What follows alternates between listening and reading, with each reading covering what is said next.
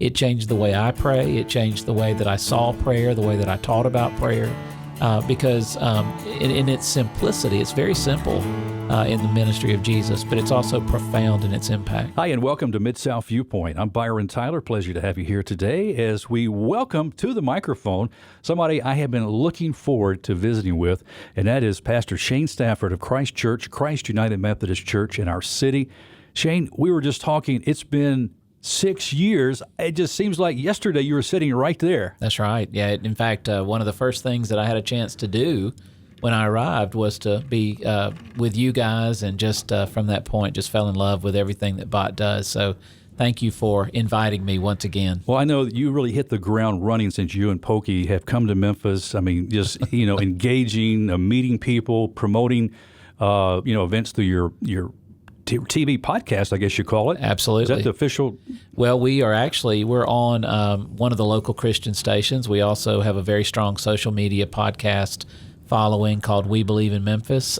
We also have You Matter, which the audio runs right here on your station, which we are so happy to be a part of. So, yeah, things have been going very, very, very well, but also a very fast pace. Every Sunday morning at 7:30 a.m., You Matter radio program with Pastor Shane Stanford can be heard. And what a wonderful teaching that you can get on your way to church as you're driving maybe to your early morning fellowship or Sunday school class. Make sure you turn on and listen on AM 640 and FM 100.7. Wow. Thank you. Yes, please. You have been here 6 years, and like I mentioned, just the involvement you've had and the lives you've impacted since you've been here. What have you learned, do you feel like, Shane, about the people of Memphis since you've been here? Well, I'll tell you, Memphis to me reminds me of a sort of a big, small southern town in so many ways, because there's a great deal of hospitality. And I know that for most of the country, what you hear a lot of times are just those things that are not as positive, the struggles that we have, that of course every large city has. But Memphis, unfortunately, I think gets more of its share of that. But I'll tell you, I've learned that these are the best people in the world. I love this place. We have fallen in love with this place. We want to be here for the rest of our careers, for the rest of our lives. But the biggest thing is that my children now consider this their home. And that has made a huge difference. I'll tell you what, when you know your kids are happy, especially when you make those moves that, they're questioning, Dad, God didn't call me to go to Memphis, That's right. And so when you go through those times, when you know that they're content, that they're making relationships, growing, and where they are planted, that really helps Mom and Dad out a whole lot. Well, it does, because we had a good time, a good life in Florida, and it was beautiful. We lived 100 yards from the ocean. And, of course, when I told them that we were still going to be around water, but it was going to be a river this time, it took a little bit of consoling, I'll put it that way. A river that's right now over its banks. Exactly. Yes, too much river. Well, in that same line there, Shane, has there been any humorous stories about your family as you've had to make adjustments into our city? Well, we arrived here about 3 weeks before any of our clothes. And so, immediately we were going out trying to find, and it was funny because, one of my youngest daughter at the time was just a first grader. And one of the first questions she asked was, what do people in Memphis wear? As though you had like special costumes or something. And so, right off the bat, we were learning what to put on in Memphis, not just clothes, but we've just been so blessed by the way God has made transitions happen. I was a church planter for the first part of my ministry, stayed 14 years in the same place. My children were all born in that particular congregation. And so, God's been gracious to move us to great places while at the same time helping to, put some salve on some of the spiritual hurts that go from leaving one place to the other. Well, what was, you feel, your biggest challenge or biggest difficulty in coming to Christ Church? Well, Christ Church has a huge, huge heritage and legacy to it that pulpit has been filled by some amazing men from, Bill Balknight, who was here for almost 15 years, and then Maxie Dunham. And so I just wanted and felt the pressure to really, hold that legacy strong. But at the time that I arrived, Christ Church was going through a very difficult transition period of about 3 years. It had almost 800 people had left at the time. And they, by their own admission, it was not a healthy period. But when you walk into that church, you can feel the presence of the Lord, and that was what made it so painful. Was the fact that there was a lot of transition and things were not going as they had been for so many years. In fact, someone had told me that at one point they just felt it was simple. It was easy to be Christ Church because, God always was just sort of filling in the next blank for them. And during that time, there was a lot of soul searching. Not only have we bounced back from those difficulties, but this congregation has continued to just stand in the center, stand in the gap of so many issues in our city. Wow, that's a good word. And I know, of course, there is so many behind-the-scenes ministries that go on that Christ Church has had their hands in or helped to orchestrate or partners with other ministries doing. And I know you guys don't toot your own horn. You're just doing Christ's work, what He's called you to do. Yeah. And many of our friends will drive down Poplar Avenue and they'll see next to Laurelwood Shopping Center across the Oak Court Mall, they'll see the church, Christ United Methodist Church. It's been there for, so many years. And I'm telling you what, this church really, sacrifices, gives, and loves on this city. And again, you're just doing what Christ called you to do. Absolutely. And the DNA was set deeply by some amazing people, as I said. And I just walked into a situation where, what I felt like the Lord was asking me to do was to be faithful in who I was, but also to just help us be faithful as to who God had called us to be as a congregation. They say, Shane, that prayer changes things. I think you can identify with that, have associated with that in your own life. I know I have seen God just, He communicates with us through prayer. Not only do we communicate with Him, He communicates to us. That's right. And there's a prayer conference that's coming up. I want to go ahead and mention that early in this broadcast here, that there is a prayer conference calling the Prayer, help me out now, I'm going to say the name wrong, I think. Praying Like Jesus Conference. And it really is an offshoot from my latest book, which is called What the Prayers of Jesus Tell Us About the Heart of God. And that book came out of really just a personal journey of my own, where I had read the Lord's Prayer. I had read the different stories of when Jesus, talked about prayer, but I began to ask the question, what was it like for Jesus to go away and pray? What was His prayer life like? And boy, the Lord just opened up a huge door of some amazing things. I know that was the founder of the Methodist Church, John Wesley. Yep. I remember in Bible college learning that he prayed some 7 hours a day or so and was convicted that he didn't pray enough, Yes, that's right. And the Bible tells us, in everything, to pray without ceasing. Well, and what you learn is that there's over 60 occasions in the Gospels when Jesus either went away to pray, when He prayed in public, or when He was praying for or with His disciples. And then there's countless others, almost two dozen other times when Jesus is just teaching on prayer. So there you've got over 80 occurrences where Jesus is talking about prayer from a very personal standpoint, or He is personally witnessing to the power of prayer. And I just wanted to know, what does it mean when you go along with Jesus as Jesus went to spend time with the Father? And what I discovered was nothing short of life-changing. It changed the way I pray. It changed the way that I saw prayer, the way that I taught about prayer, because in its simplicity, it's very simple in the ministry of Jesus, but it's also profound in its impact. You said something I think is really key here when you mentioned the heart of God, tapping into the heart of God, that we even have the capability as frail human beings Yes.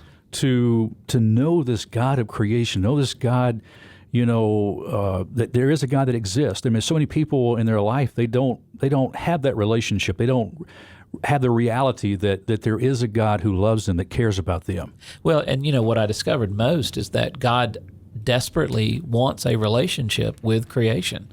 And that is from the very beginning, that God did not create us merely as some type of hobby or sideshow, but that this was specifically part of the purpose of God's entire work of creation, was to be in relationship with you and me.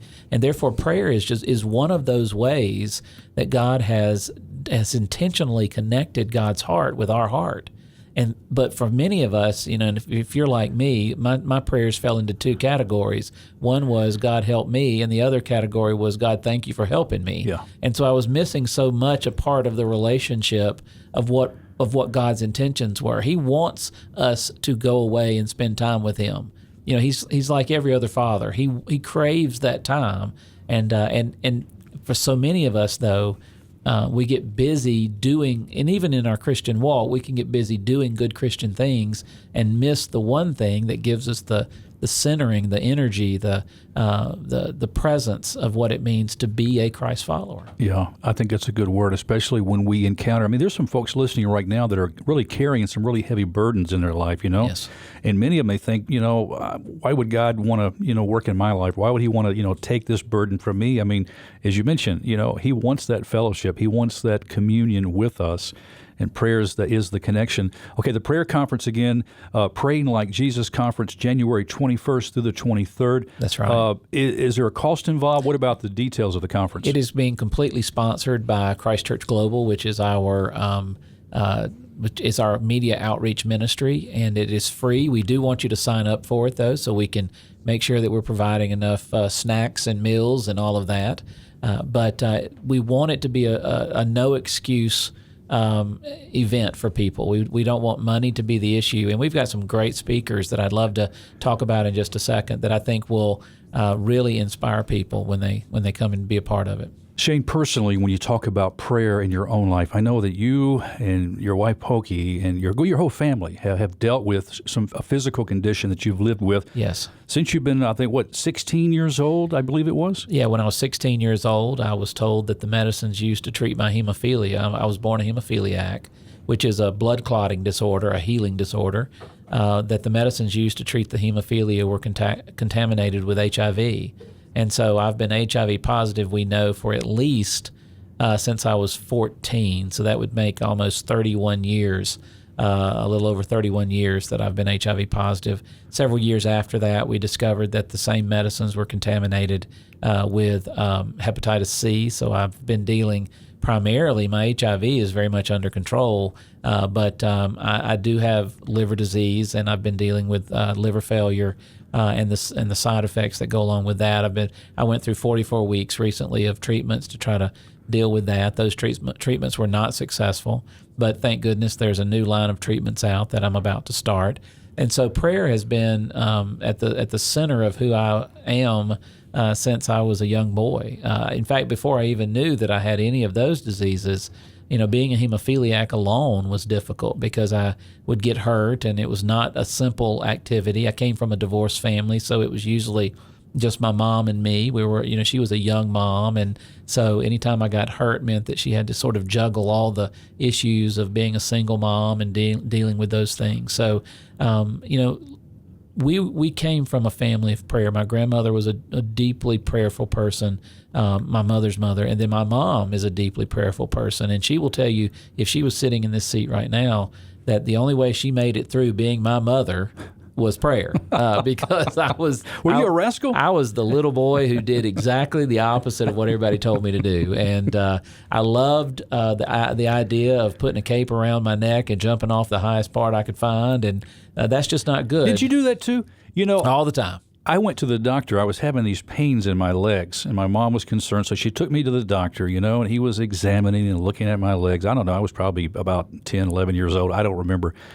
He said, are you doing anything that you normally don't do? And I said, no. I mean, I climb up on the garage and I jump off into a pile of leaves, It's so much fun. And I never thought about that's what was causing my leg pain. My favorite was jumping off the front porch and my mom saying, if you do that one more time, and I'm thinking, but it's the next time, just the one more time. Just one more time. It reminds me of the rich young ruler. Jesus says, just one other thing. I was good at the one other thing, But no, prayer has been a big deal. And then my wife and I, when we got married at 19 because we were told that we didn't know how much time I would have, and so we wanted to make the most of life. And now, 25 years and 3 daughters later, God has given me a very blessed life. Wow, isn't God good? Oh, absolutely. Absolutely. And if you try to figure it out yourself and think, well, this is the way it's got to go. I mean, it's not going to go that way for one thing. But even if you could figure out, you wouldn't want it that way. The journey with Christ is so worth it. Well, and I've told people so many times that I'd rather have a broken body and have Jesus than have a perfect body and not have him. Now, Shane, your wife, Pokey, of course, last time I talked to you, she was the one of the associate professors of education at Southern Miss. She has gone on sabbatical. She actually has come home the last 4 years actually, and is working harder than I've ever seen her work, just doing the roles of wife and mother. She's an incredibly bright person. She's very active in advocacy for individuals with special needs and families with special needs. And I have to do a shout out to our Joy Life ministry at Christ Church, which is one of the strongest special needs ministries, I believe, in the city. Ashley Parks and others who lead that ministry. But Pokey's very active. In fact, she has 13 families that she advocates for with schools of children who have special concerns and needs. And so that's really taken up her time, other than, as I said, being a very faithful wife and a very faithful mom. Well, I'll tell you what, I want to extend an invitation to Pokey and whoever else is on staff involved with the special needs. That's something that God has put on my heart to provide more airtime, on this show, Mid-South Viewpoint. Sure. To share with our friends listening about the various ministries that are reaching out to special needs families. Oh, we would love to have them come on board. You would do nothing but laugh. They're one of the most joyful ministries I've ever been around. Now, I don't know if I'm going to get their ages right, but you mentioned 3 daughters. There's Sarah Grace, Juliana, yes, is that right? Juliana. And there's Emily. How old are they, and what are they doing now? Sarah Grace is 19. She's a freshman at the University of Tennessee at Knoxville, and I'm very proud of her. She's wanting to be, I think, an attorney. We then also have Juliana, who is 16, who is a sophomore at Houston High School in Memphis and very active in her church. And then Emily is a 6th grader at Houston Middle School here in Memphis as well, and just absolutely loves life. I was thinking when you mentioned about Sarah Grace that she's 19, so 6 years ago when you came, she just was her first year to be a teenager. Absolutely. And, everyone was at one of those crossroads, because she was going into high school, Juliana was going into middle school, and Emily was entering into what would be the older elementary age. And so, again, there are no coincidences with the Lord, and I think that's part of what I've been able to look back is I've kept prayer journals for years and years, and as I go back and look at my prayer journals, I see that there has never been a prayer that I've prayed that the Lord hasn't answered. Now, sometimes it wasn't answered the way that I wanted it answered, but God has always responded. And for those people who say, I never heard from the Lord, I don't believe that. I think the thing is the Lord has always responded, but we don't hear from him maybe the way we wanted to hear, and therefore we shut our life off from what he's trying to do or say in our life. But I look back and see where God made a way, literally, just like Isaiah says, made a way in every one of our lives as we made that transition. Well, again, I think we have these expectations of the way we want God to do a certain thing, and when he doesn't meet that expectation, we feel like he's let us down or failed us or hasn't, quote, answered our prayer, as you mentioned. But many times he's doing it to answer our prayer for our protection, our good, and sometimes his no is not a final no. It's maybe wait. Well, if you're a parent, I think if you're a parent and you make decisions for your children and you make decisions that are best for them because they're things that you've been through or things that you can see the broader picture, you never question the legitimacy of that if you're trying to be a good parent. And usually your children, I tell people that my mother gets smarter the older my children get, because I now know why she said and did certain things when I was that age. But when you think about it, when your children grow up, even most of the children that grow up will see that their parents. Why so many of us have trouble seeing that in the personality of the Lord? That God does things for us, just like any parent. And if you want to talk about it in finite terms, God does things for us that any parent would do, things that God can see over the horizon and make those decisions. And yet we get so out of sorts and so unsettled about that, when actually we see that working so evidently in most of our own lives. I'm one of these that believes that God has not made this complicated. What we do is we make it complicated. We make it difficult, and that goes for prayer too. And that's one of the reasons why I think that it's not just about praying. The reason we wanted to really focus on praying like Jesus was that there you had a perfect coming together of the power and the divinity of Christ but you had the humanity of Christ. He understands every single thing that we will go through in our life, including our great need for something bigger and better than us. He wanted to go away and spend time with the Father, and therefore he did that, even if the Son of God did that. And so following that example teaches us a lot about what we really can do and need to do in order to help shape some of the difficult questions of our life. And it's not complicated, but boy, I sure do make it complicated. Okay, we talked about, Shane, the tradition, the rich heritage from Christ Church when you came, years of just, giving back, and the men who have represented Christ behind the pulpit and in our community, we know. What are some of the changes that you have made, or things as God has given you a vision and focus for your ministry, as it reflects in our city, as it reflects to the congregation there? What are some of the changes that you have made? Well, we've done several things. In fact, we're in the process of launching this year something called Project 360, where we are starting on a $14 million strategic capital campaign. Part of that is to help solve some of the issues that we've had in deferred maintenance in our facility. Our DNA at Christ Church is not to build buildings and to spend a lot on our buildings. But when you look up and you had a leak in every single roof, it was probably time to do something about those things. But we're also looking to catalyze ministries that are outside the walls of our church. We have a great heart for the addictive and recovering community in our city. In fact, we started 2 years ago a partnership ministry with the Church Health Center called Mosaic. And what Mosaic is about behavioral health. And part of behavioral health is the addictive and recovering communities.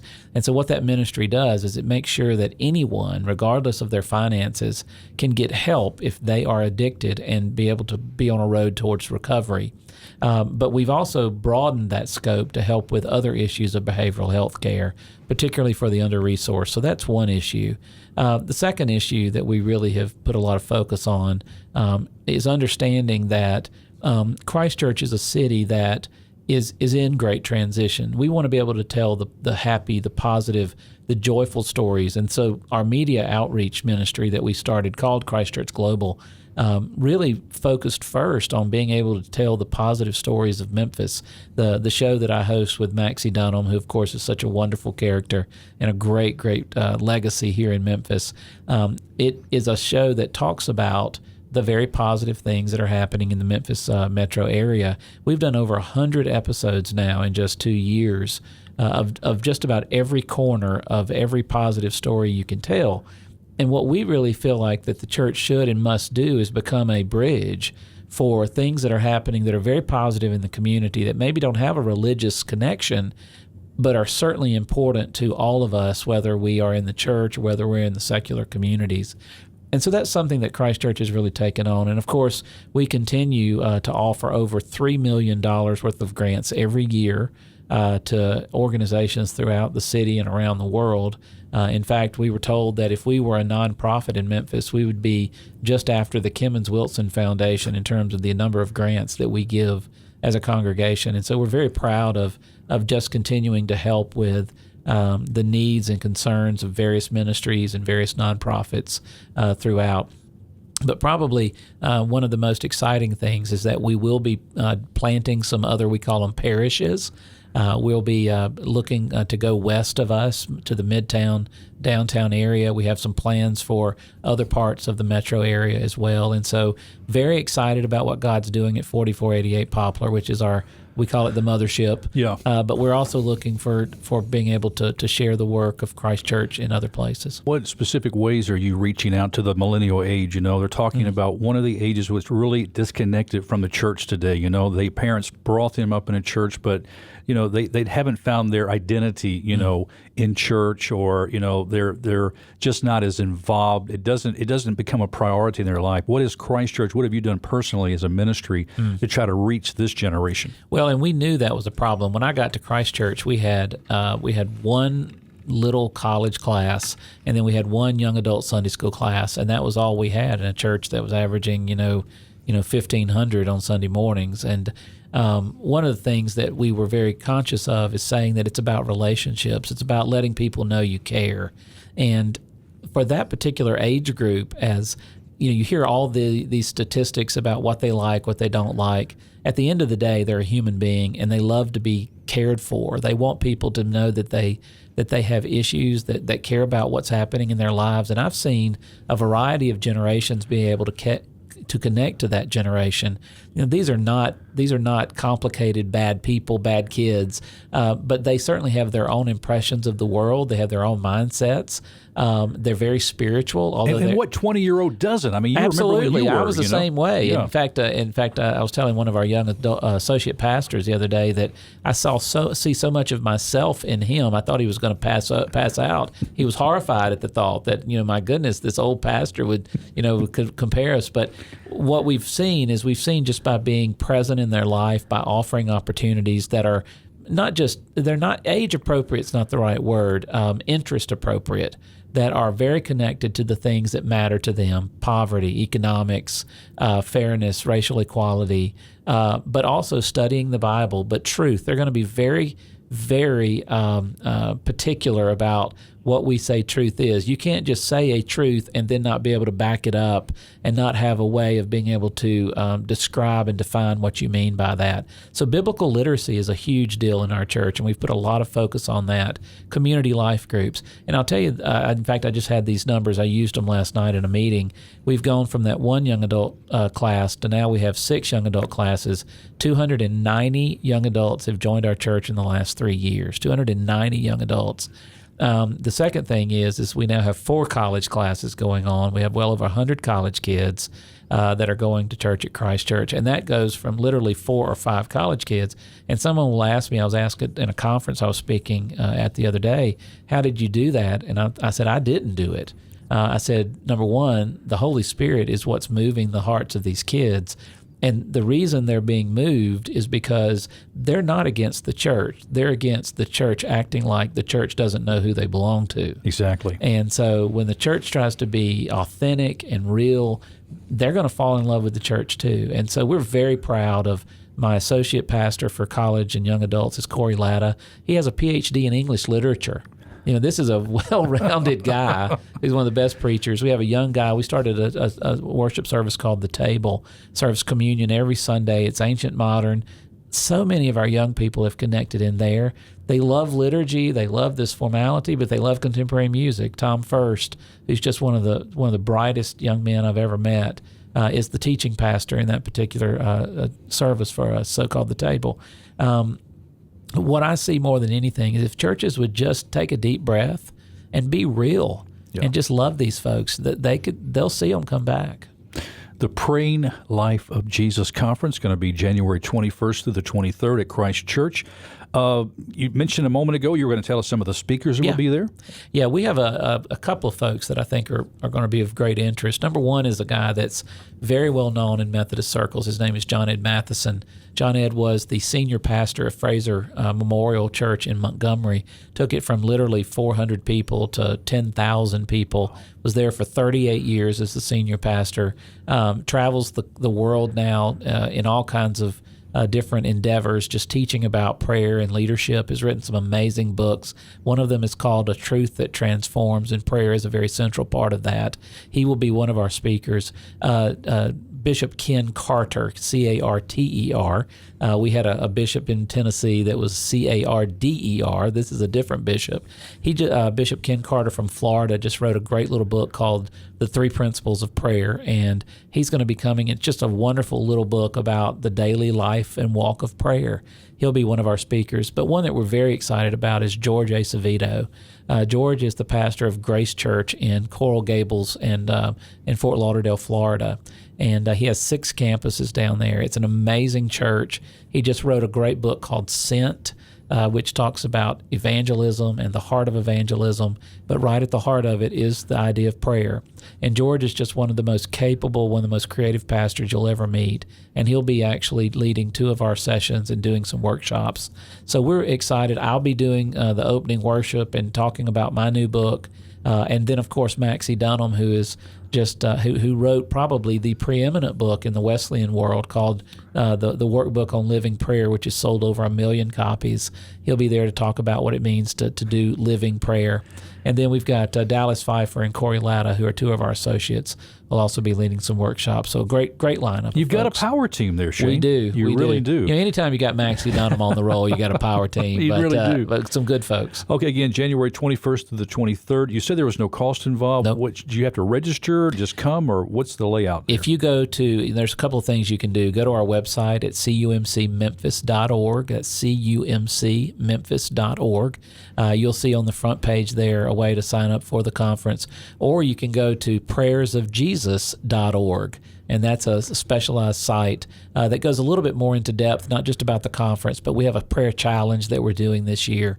And you can sign up or just give us a call at the church, and you'll be able to get registered. Shane, God bless you, my dear brother. Thank you for what you're doing for Christ's kingdom and our community. It's a pleasure to have you here today. Oh, it's been my pleasure. Thank you. Friends, that's all the time we have on this edition of Mid-South Viewpoint. Thanks for stopping by. Our guest again, Shane Stanford from Christ Church. A pleasure to have him here. Been looking forward to this time for a long time. Glad to have him to share his heart and vision for our city and the ministry of Christ Church. That's all the time we have today. I'm Byron Tyler. We'll talk to you next time. Bye-bye.